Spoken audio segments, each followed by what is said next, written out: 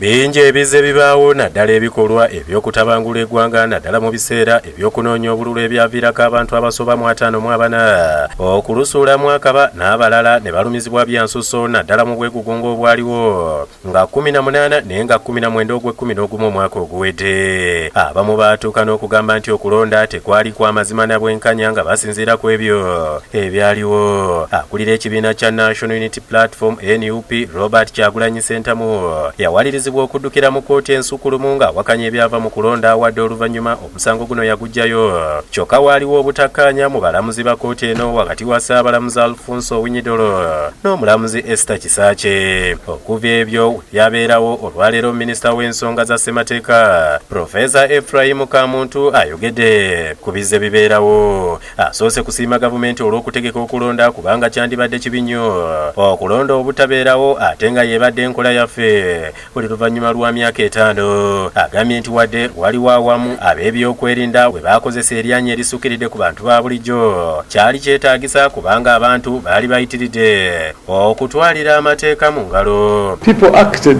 and there is a reaction and the consequences of their action is what brings all these issues. So if you want to try them, go back to why what caused all this to happen.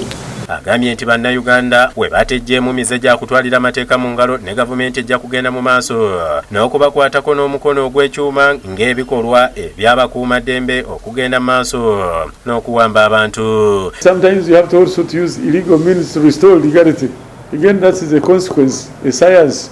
That's it. Asabye buli omu nga tannanenya gavumenti okusooka okulowooza ku biki ebiviirako ebikolwa ebirinnyirira eddembe ly'obuntu. People acted and there is a reaction.